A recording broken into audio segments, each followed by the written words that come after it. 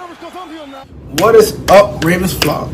Huge shout out for your support for the 410 Sports Talk. Chance and Glenn are the best in the business. They're killing it right now. They love talking Raven talk. Make sure you go subscribe to their channel. Let's go Ravens. Big trust. Hey guys, welcome into another episode of 410 Sports Talk. I'm James Haskell, along with my co-host Glenn Martin, and new friend of the show. Really excited to have here with us Clifton Brown, media member from the Baltimore Ravens. Clifton, thanks for coming on and making the time. How are you doing? I'm doing great. Thanks for having me, guys. Looking forward to it. Yeah, absolutely. Yeah, I've been we've all been following you and your work over there, and you guys do a fantastic job at BaltimoreRavens.com. So again, appreciate you coming out and giving us some of your time. This was a big day. I mean, these last couple days, I'm sure we don't have to tell you, have been crazy. Lots of news, lots of different juggling of the roster. And every year we try and predict the roster, and every year we get it wrong. And it's because they constantly show different ways to, manipulate the roster and get the guys they want and need on their team.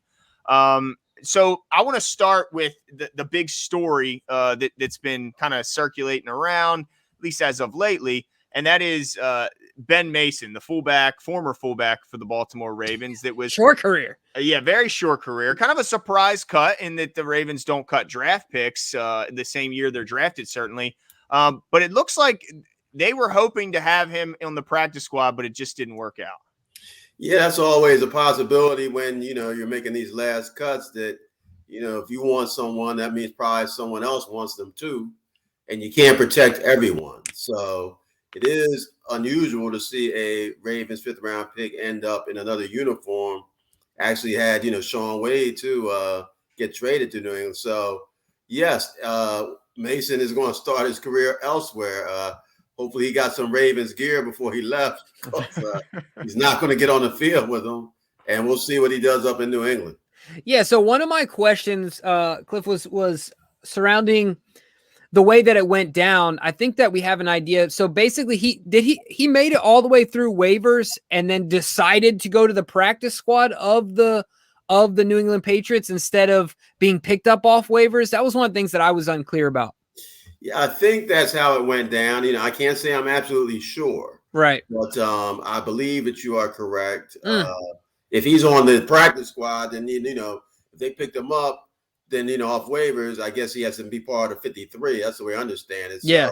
If he's a part of practice squad, that must mean that he cleared waivers. And then, he's still a free agent and can choose where he wants to go. So, it was kind of a curious pick to me from the beginning, only because, Pat Ricard is so entrenched. Now I know, Pat's coming off surgery, but he looks great. Like he's going to be back. Hopefully Nick Boyle's going to be back soon. I think the Ravens really, they can do what they want to do again, which is be a really physical team with, a great blocking tight end and Boyle, a great blocking fullback and Ricard.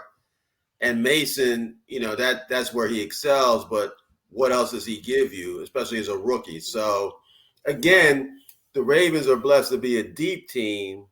And when you are deep, then those last cuts, which are always difficult for any team, become even more difficult for a team that's as deep as Baltimore. Yeah, no, you're absolutely right. I got to follow it up with this one, much more general. But, when you saw that 53-man roster finally come out, what was the biggest surprise for you? I thought that it might be hard for them to keep both Geno Stone and Ardarius Washington, two safeties, and now they've got more depth at that position.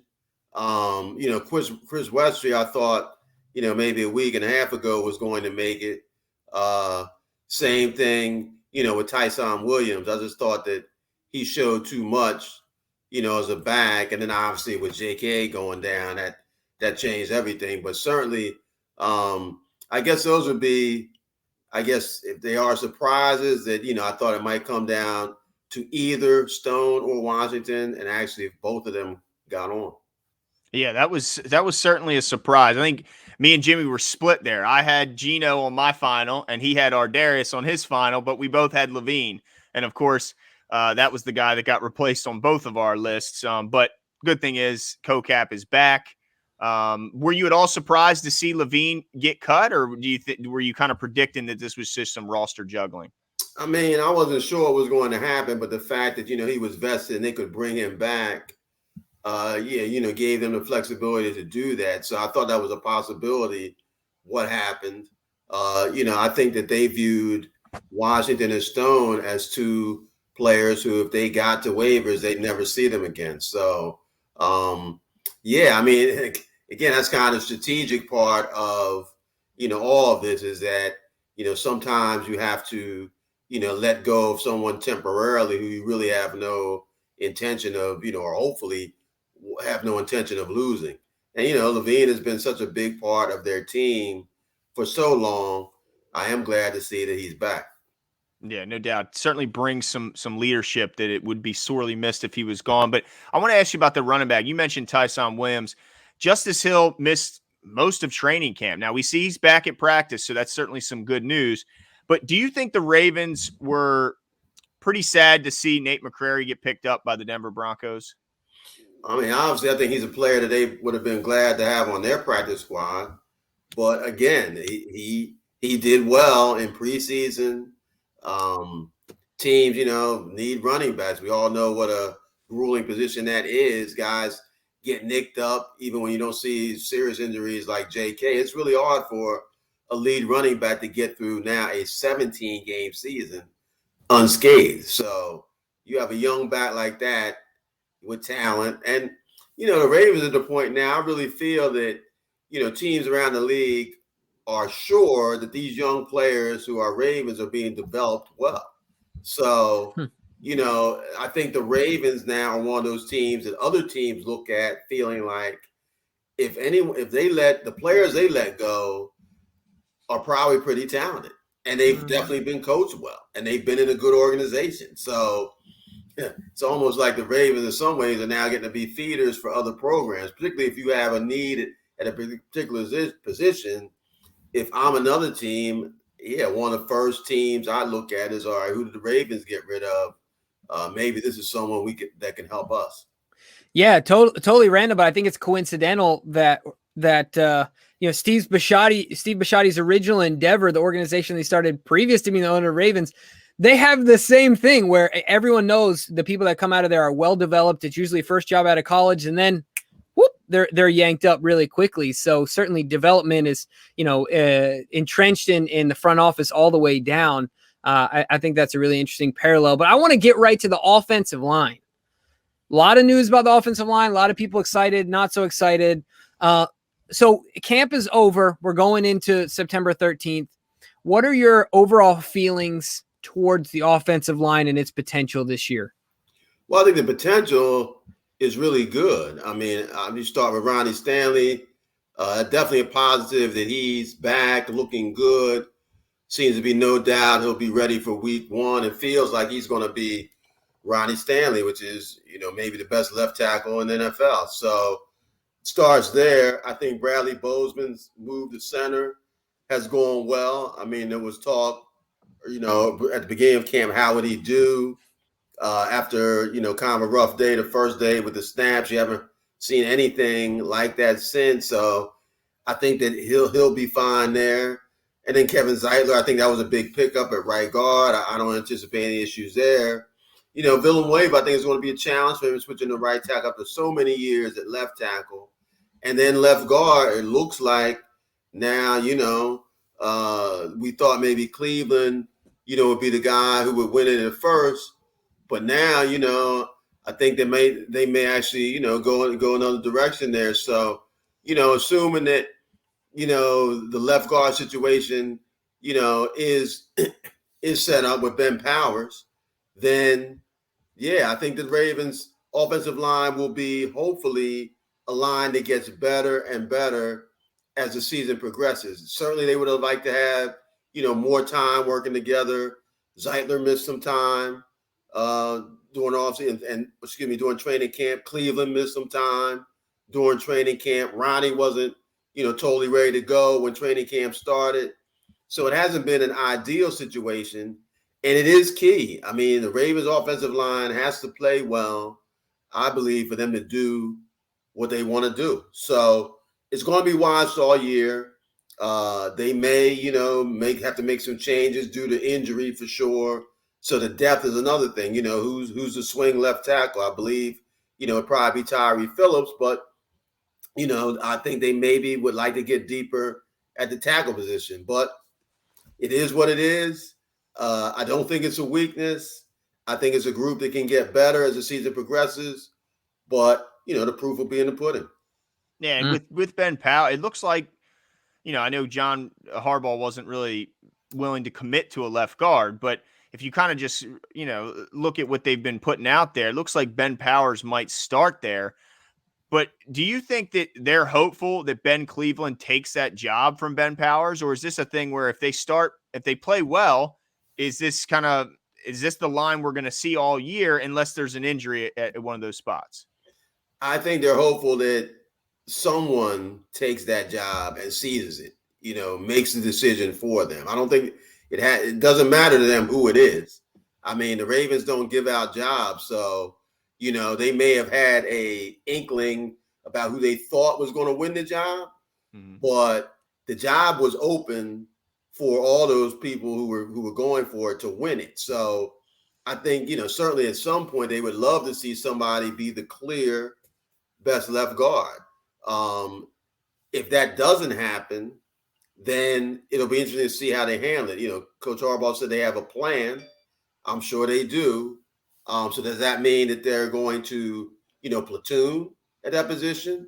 Does that mean that, as you may have alluded to, that, okay, they're going to start with the person who has more experience, and then as Cleveland grows, at some point, they'll move him to the starting lineup this year? They did that with Orlando Brown when he was a rookie. He didn't start off as a starting right tackle as a rookie, and then by his second year, he was at a Pro Bowl level. So, yeah, I mean, it's going to be a position worth watching. I mean, it's not whoever starts there week one. No, I don't think it's their job for sure. They could claim it. It's going to depend on how they perform.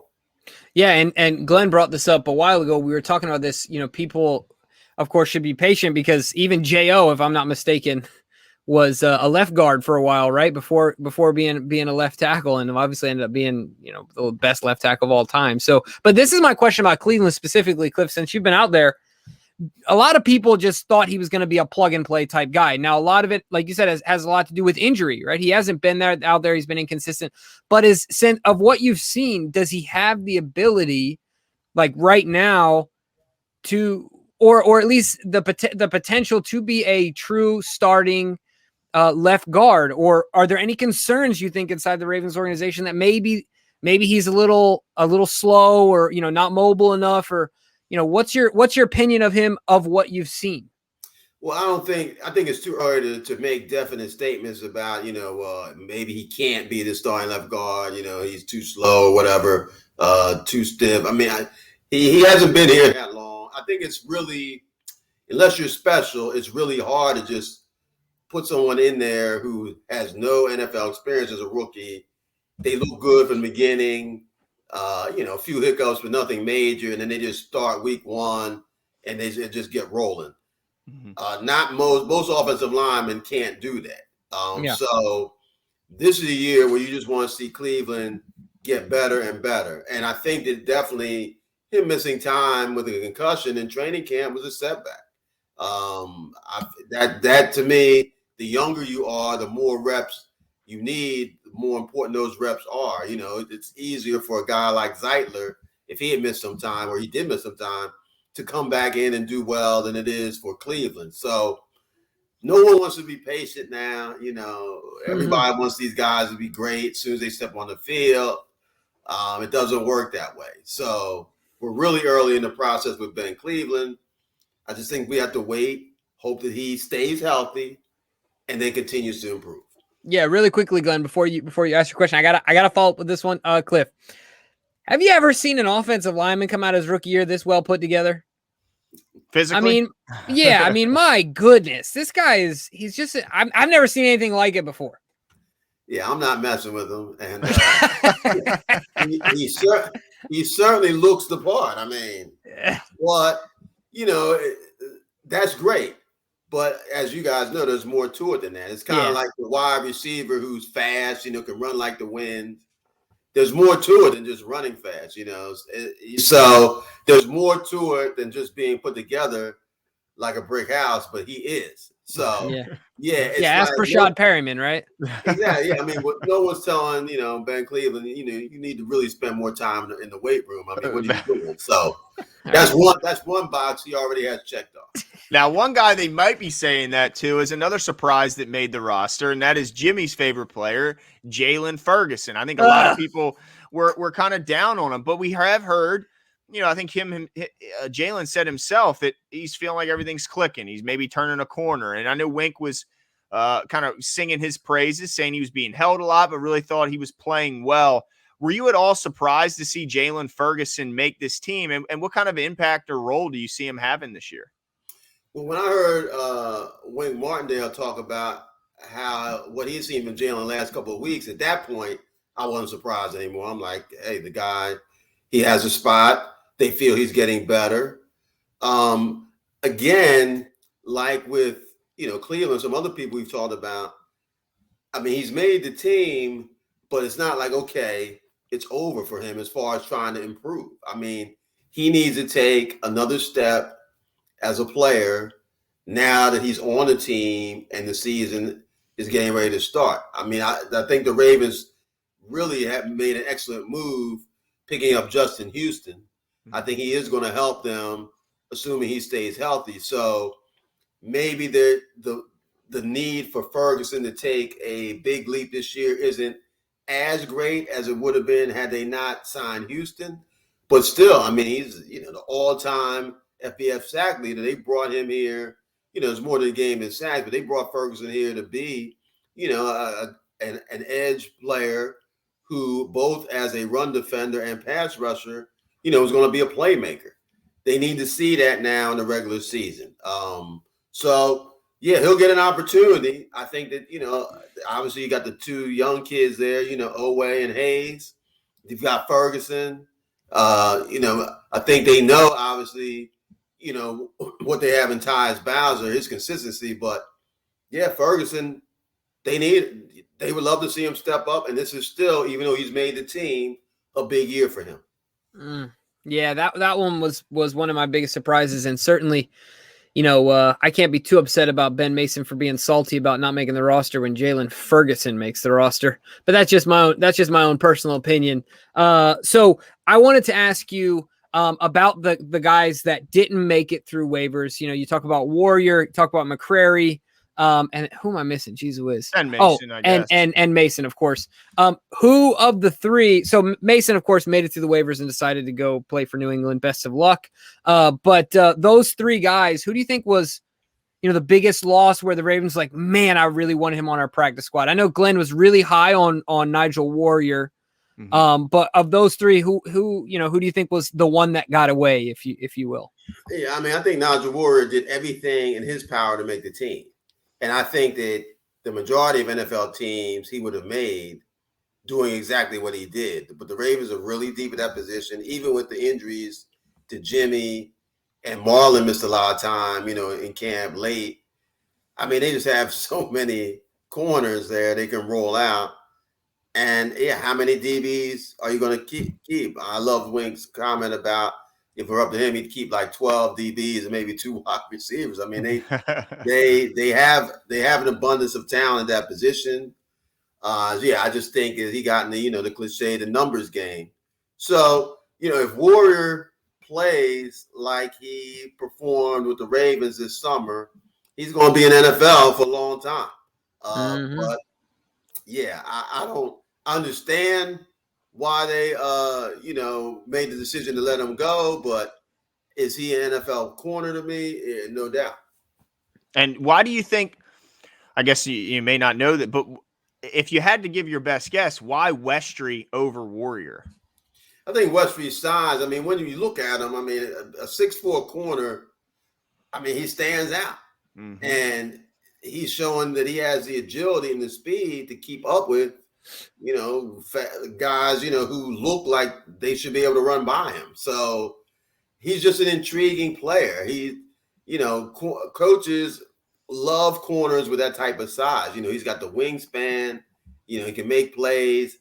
He looks, when a quarterback looks and sees him covering someone, he doesn't look open, unless he's really gotten beaten, so, and he's young. So you figure he's going to get better than he is now. And he was impressive, throughout camp. He when he did get beat on a play, it didn't stick with him. He's got the short-term memory you love defensive backs to have. So I just think Westridge was too intriguing of a player for them to be saying, well, we're going to let this guy go because of the size. And I mean, there's no doubt that I think he would have gotten picked up by somebody. So yeah, it'll be interesting to see how quickly he can develop. And I think being around corners like Marlin and Marcus Peters, I mean, if Westridge's smart, he's around those guys all the time, learning a lot about how to play that position. Yeah, absolutely. Definitely an intriguing player. He was fun to watch when we went out to practice. Like you said, I mean, he's every bit of 6'4". There's no stretching the imagination there. But we just got two more questions for you here, Cliff, and we'll let you go for sure. But one of that you brought up Marlin getting hurt later on in camp. What's the status on his injury? I can't remember if he was out there running around today. How's he doing? Yeah, he was out there, and I think that, I don't know, I don't have any inside information, but I think they just really want to be careful with Marlin that, I mean, he's such a great player and so important what they do. And he looked so good before he got injured. It's like, I hate to say it, it doesn't look like Marlin he doesn't need training camp. He doesn't need the preseason. I mean, he loves the competition and he uses it to get better, but I mean, he looked ready to play week 1 to me the first day of training camp. So once, he had that injury, I think they just said, look, we're shut it down. Then just get ready for week 1. So yeah, this couple of weeks now, I think he'll be fine. And yeah, he'll be ready to go. So I think the rest actually might do him some good too. I mean, he's the type of guy that you have to drag off the field, drag him off. Doesn't want to skip any reps. You love to see that in a player, but sometimes you almost have to protect a guy like that from himself during training camp in the preseason. Yeah, he can certainly use to miss a couple practices to get that body back on track and back to as close to 100%. But last one from me is I got to talk about the receiver core. They go with 7 ultimately, but then they quickly IR Rashad Bateman as he continues to rehab and Miles Boykin. They both look like they're going to miss at least the first 3 weeks. How with Miles Boykin, were you at all surprised that Boykin ended up getting the spot over Benjamin Victor after that breakout third preseason game that Victor caught the touchdown? It may have been a tough call, but they know what Boykin can do, particularly as a blocker. So he is injured. I feel that they feel once he gets healthy, he'll be able to do the things he's always done, and they'll hope that he can take another step up as a receiver. And I just feel that with so many players in that position being injured, I think there's a level of certainty or comfort that comes with having a player who's been on the team, that who he is, rather than, even though the new player like Victor may have looked good, definitely did look good in training camp and preseason, it's still more of an unknown entity. But again, I'm sure that there were many decisions that were really tough. That could have been one of them. And yeah, I think that when the injury happened to Boykin, a lot of people thought, well, he might have a tough time. But again, there were a lot of injuries at that position, and he does usually, up to this point, he's been a durable player who has always delivered as a blocker. It's just that as a receiver, can he take the next step? So he gets another chance. We'll see what he does.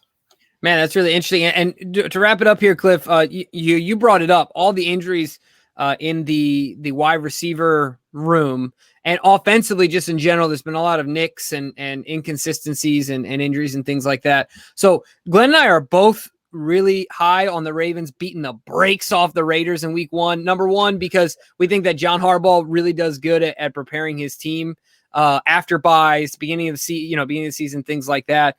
Number two, we also, think we have a great roster. But my question to you is this: should we recalibrate a little bit with the recent offensive injuries? Do you think it's going to take them a little bit longer to get going as an offense and maybe not come out the gates, roaring hot?